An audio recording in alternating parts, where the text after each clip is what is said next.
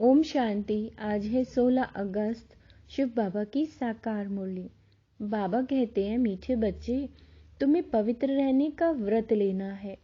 बाकी निर्जल रहने, भूख हड़ताल आदि करने की जरूरत नहीं है। पवित्र बनो तो विश्व के मालिक बन जाएंगे। इस समय दुनिया में सबसे अच्छे कौन है और कैसे?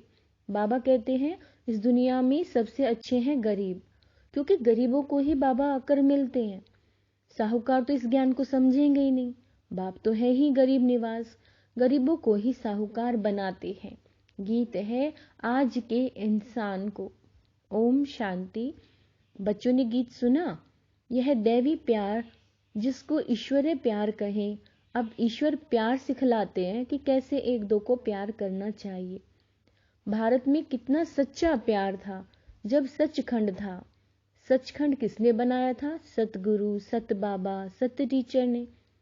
अभी तुम किसके आगे बैठे हो? सच बाबा अर्थात जो सच्चा सुख देने वाला है, सच्चा प्यार सिखाने वाला है, सच्चा ज्ञान देते हैं, उनके सम्मुख में बैठे हैं।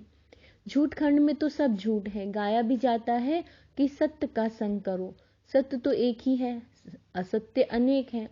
जो बाप भारत को स्वर्ग बनाते हैं, बेहद का वर्षा देते हैं, तुम उस बेहद बाप के सम्मुख बैठे हो, जो फिर से हमको बेहद की बादशाही देने आए।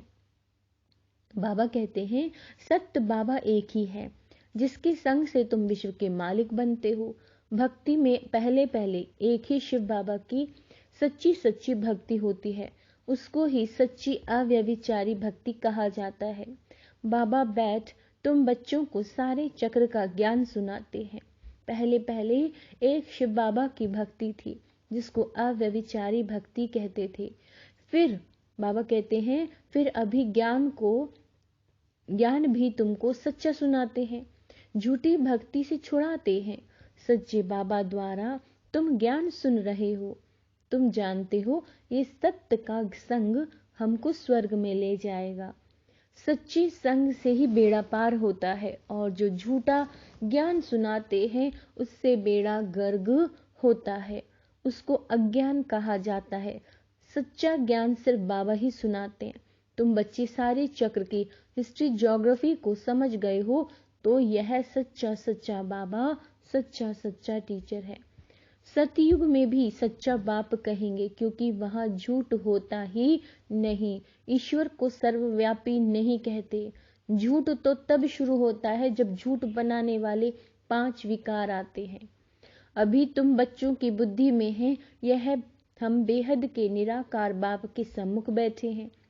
यह बाबा भी कहते हैं कि हम उस बाबा के सम्मुख बैठे हैं। उनको याद करता हूँ, घड़ी घड़ी याद करता हूँ, बाबा का बच्चा हूं ना।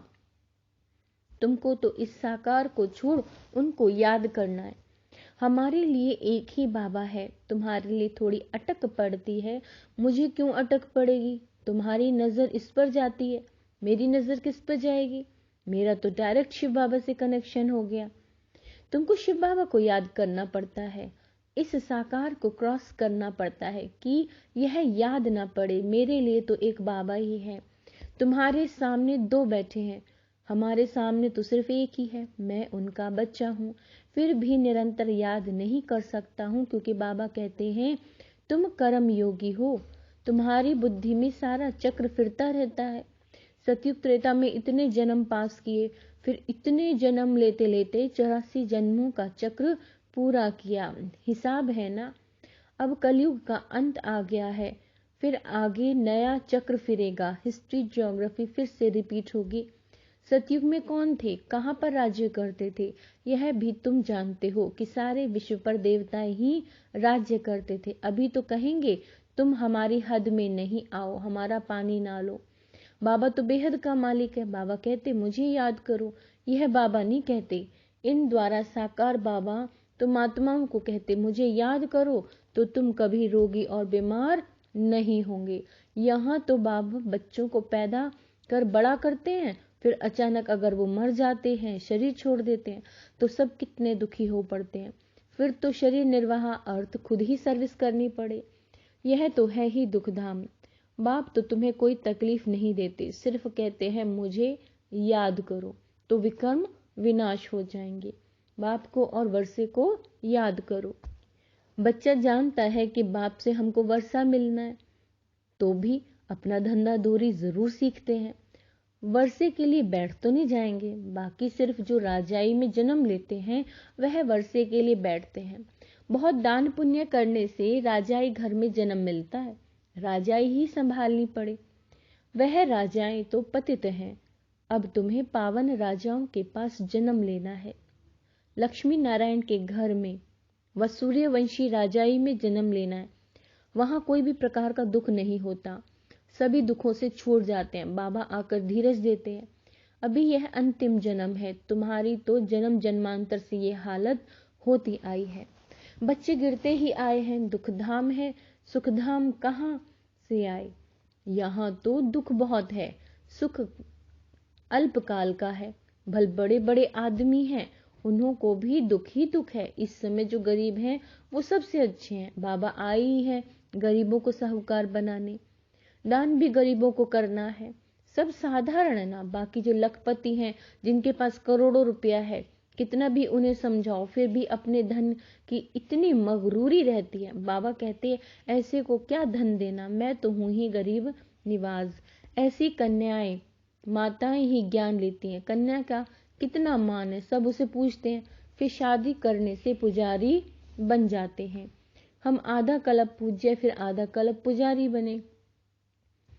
कन्या तो इस जन्म में ही पुजारी बन जाती है, कितना पावन है। शादी करने से ही पुजारी पतित बन जाती है, पति को परमेश्वर समझ माथा टेकती रहती है, उनके आगे दासी बनकर रहती है। तो बाबा आकर दासीपन से छुड़ाते हैं, बच्चे वृद्धि को पाते जाते हैं।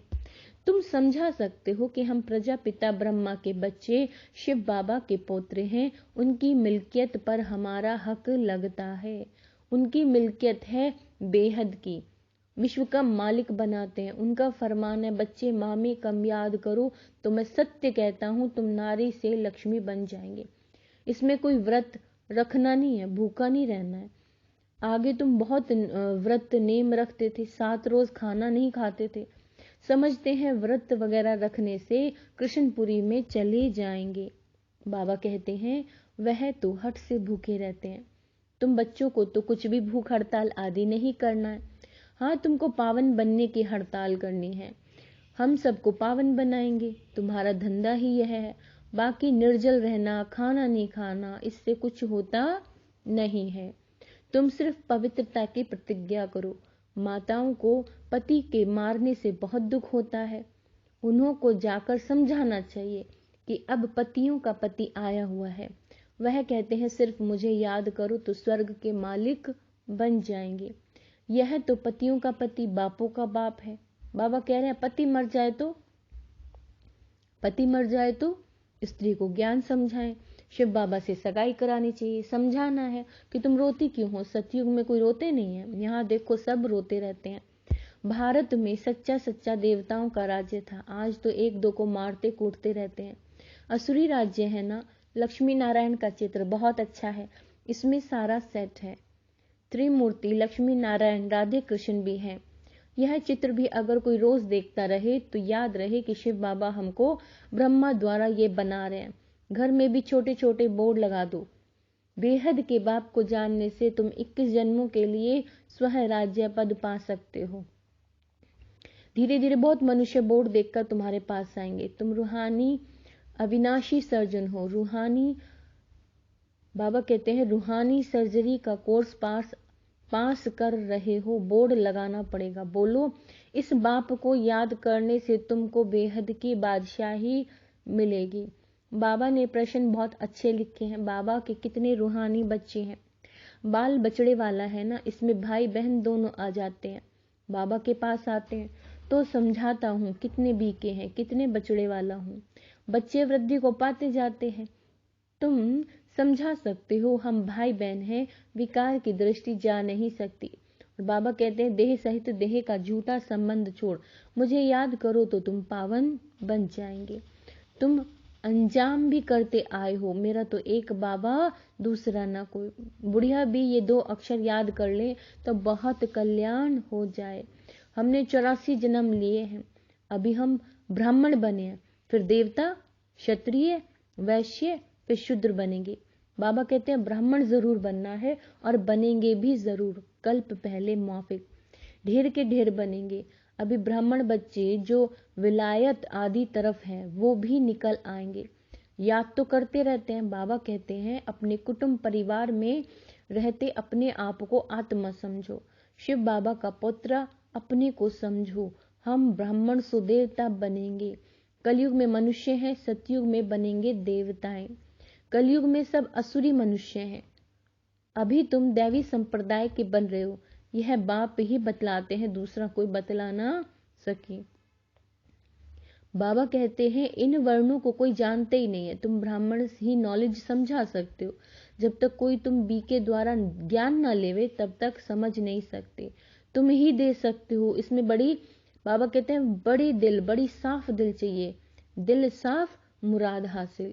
कोई कोई की दिल साफ नहीं होती है। सच्चे दिल से सच्चे बाप की सेवा में लग जाना चाहिए। हॉबी होनी चाहिए। हमारा काम है समझाना। यह भी जानते हो 108 से माथा मारेंगे तो कहीं एक की बुद्धि में बैठेगा। एक दो निकल आएंगे जो कल्प पहले निकले होंगे।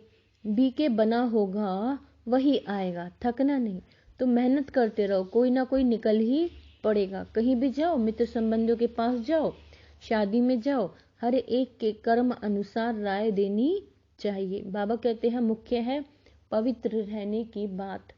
कहाँ बाहर खाना भी पड़ता है। अच्छा बच्चे शिव बाबा की याद में रहेंगे तो माया का असर नहीं होगा। बाबा सबको छुट्टी नहीं देते। बाबा सबको छुट्टी नहीं देते हैं खाने के लिए। लाचारी हालत में देखा जाता है, नहीं तो नौकरी छूट जाएगी। हर एक को अलग अलग राय दी जाती है। बाबा कहते हैं दुनिया बहुत खराब है, कईयों के साथ रहना पड़ता है। एक कहानी भी है। गुरु ने चेले को कहा शेर की गुफा में रहो, वैश्य के पास रहो, परीक्षा लेने भेजा। वास्तव में ये कोई परीक्षा नहीं है, यह तुम बच्चों के लिए है। तुमको शेर के पास तो नहीं भेजेंगे। बाप तो समझाते हैं कोई भी हो उन्हों को बाप का परिचय दो। दिन प्रतिदिन बुद्धि का ताला खुलता जाएगा। झाड़ बढ़ना तो है, तब तो विनाश भी शुरू हो। इनसे पहले विनाश तो हो न सके।